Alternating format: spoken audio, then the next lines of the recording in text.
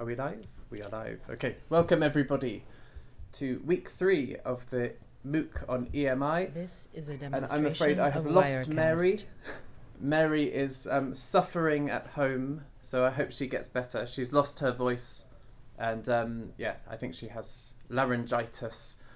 So yes, get well soon, Mary. I think her plan is to join us in the chat if you're joining us live, so welcome if you are. And she's given me some messages to share with you all. Mary's happy list, of course, of people who've done very well on the course and have made her happy.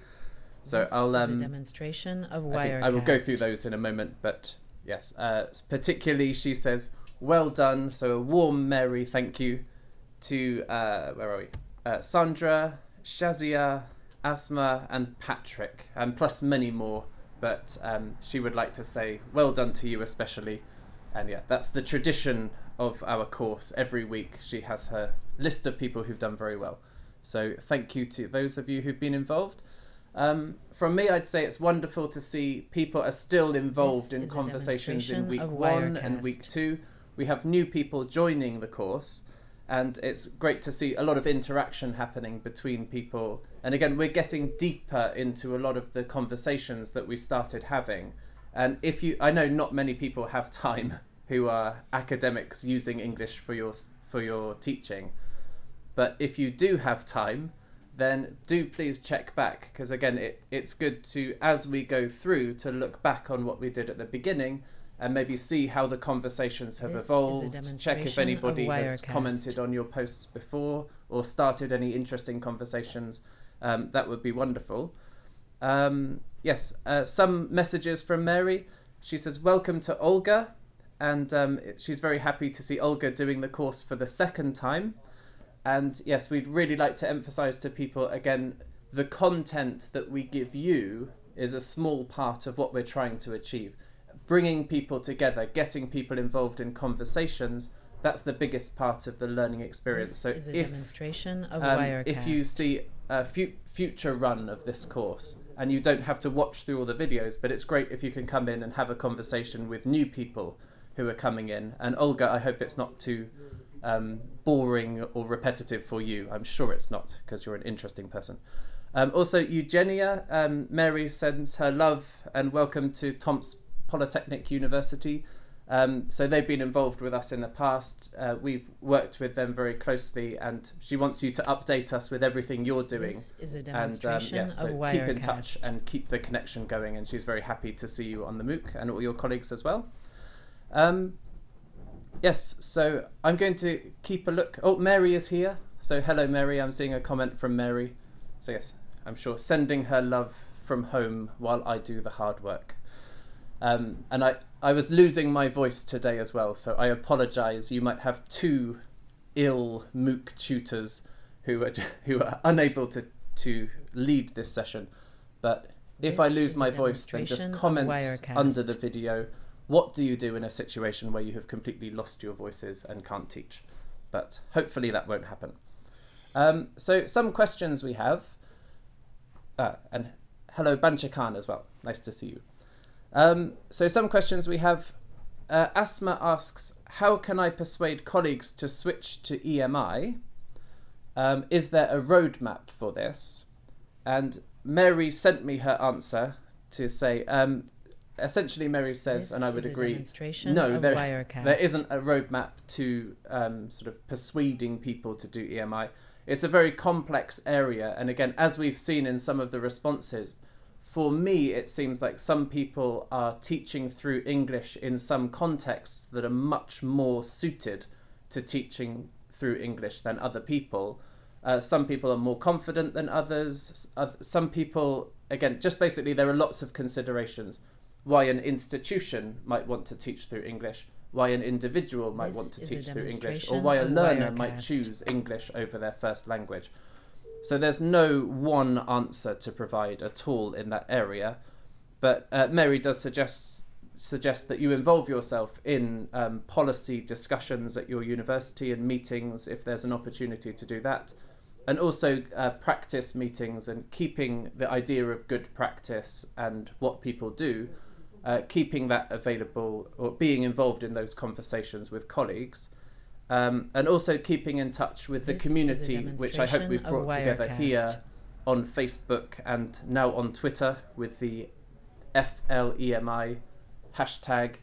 So any forum that you can stay in touch with people, ask questions like this, and see how other people have responded in different situations. Also, we've got Vera's question about the use of flipped classrooms, asking if this is something new or if this is something really people have been doing for many years. And we both thought the best way to answer that question is really to throw it back to you. And so if we can comment on that and say, okay, is this idea of the flipped classroom where the role of the teacher is changed to one of facilitator, and the role of a student as a passive student changing to one that can inform fellow students or can lead learning activities, is this really something new, or is this something people have experienced when they were a student and experienced in their teaching before this course? So it'd be wonderful to hear from other people rather than hear our answers on that. But yes, I think certainly lots of new ideas. As my parents are both teachers, and they always say to me that every new idea has been done before, even if I try and convince them that I have a new and wonderful idea. But no, they will reject it very quickly. So lots of comments. We've had lots of comments about best practice, time management, eye contact and gestures. So we've got Dawit says he's teaching with 80 different language and linguistic groups, which obviously has huge effects on the possibilities of how you use body language, what will be effective, what will be ineffective, what might be offensive, what might be seen as too direct, so pointing or something like that. So yes, I think perhaps Dawit is in a good position to inform us how he manages that situation. And I guess also creating a dialogue, making students aware of their need to inform other people if something is not seen as appropriate to them. So again, keeping that dialogue is important. But Dawit, if you have any suggestions, then please, we would be happy to hear it. One interesting conclusion that came out of this is Rodrigo's, who said EMI emphasizes and requires sound pedagogical skills over linguistic ones, and that seems to be a common kind of idea, well expressed by Rodrigo. So thank you, Rodrigo. And again, I guess how linguistic skills and pedagogical skills come together to be effective. That's what we're interested in, and that's again, that's how you identify how you need to develop or what you want to develop about yourself, your communication, your own practices, that can help you to achieve your pedagogical aims rather than being the other way around. So my starting point is I need general linguistic competence, then I can try to think about teaching. Again, it's a good way to think about it as being your role is to teach. How do you do it effectively? How do you do well?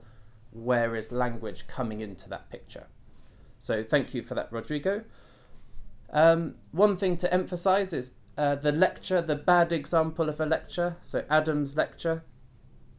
Adam is a colleague of ours who is a wonderful actor. That wasn't a real lecture. So just to say, don't worry if you have been insulting Adam and saying his lecture was terrible and unwatchable. He is a great actor, and he'll be very, very pleased with your responses, because that's what we asked him to do. So I loved Lilia's comment, and so did Mary. A bad example is a perfect teacher. And I like that. There is a lot to learn from experience something that isn't done well. You can kind of see what could be done much better. So thank you for that. Regarding the lecture slides, we'd just like to say I'm sorry for some of you have tried to follow links. I think it's maybe something to do with different countries or perhaps different web browsers. People can't follow the links exactly. But thank you for those of you. Lots of people have put in a lot of work this week and last week as well with the example of a good lecture or a good speaker. those activities have been really valuable, and thank you for the effort that you've put into those, because I know lots of people have spent a long time watching other people's videos, looking at other people's slides. So thank you very much for doing that. And yes, we've had some great responses in there. So if you haven't done it yet, please go back and see what other people have done. And if you can't follow a link, then apologies. But these things happen when you're online. A question from Natalia. How do you make lectures more interactive? This was another question we thought, okay, a wide area, we can open it up to you. So we would encourage you under this video or in the lecture step to perhaps have a look at how people, or how you could do this. Again, my suggestion would be to have, or to limit the content that you're giving students to typically about sort of 10 minutes to 20 minutes, and then having an activity or a discussion or an engagement or a task that can break up their concentration, because concentrating on a talk is difficult in your first language. It's even more, the cognitive load is even more when it's in a second language. So we want to limit the amount of pressure on people's thinking time, basically. So I'm just going to check the computer and see if anyone has commented, and they have. So thank you. Mary sends her love from home. We are all losing our voices. Yes, we are. Demonstration of Wirecast. Bancha Khan, thank you for your comment. So you've got a research focus and a teaching focus. And you're asking, your contents are based on or derived from a research project.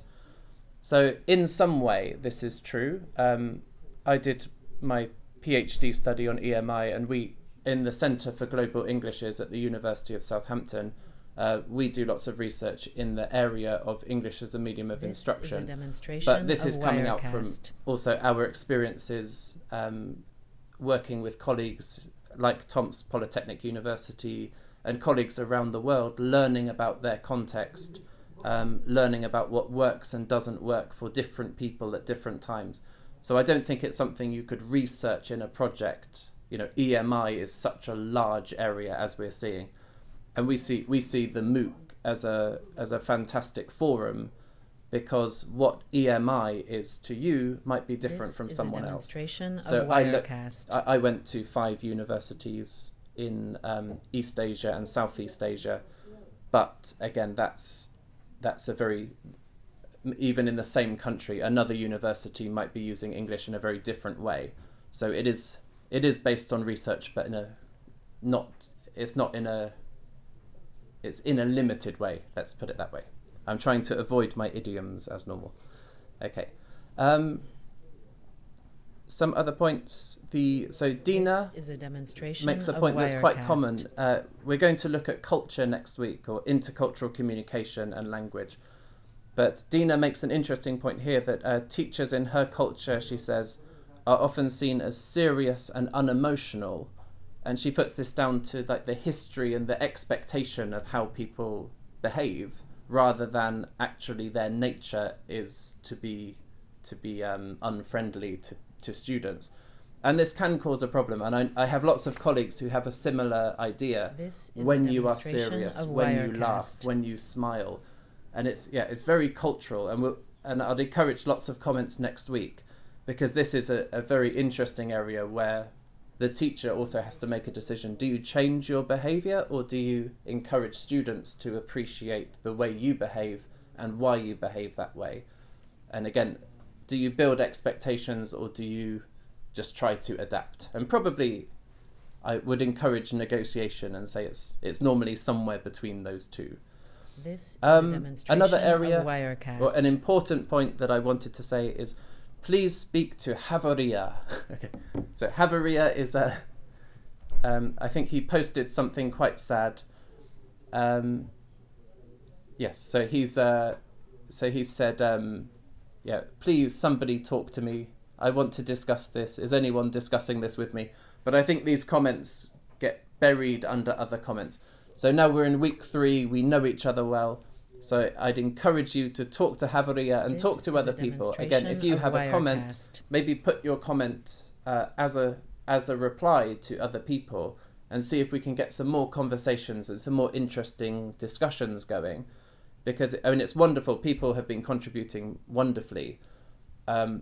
Yes, but some people are feeling lonely or feeling like they're not being engaged with. So please, please do have a discussion. Yeah, seems like an interesting person. So please do have a discussion there.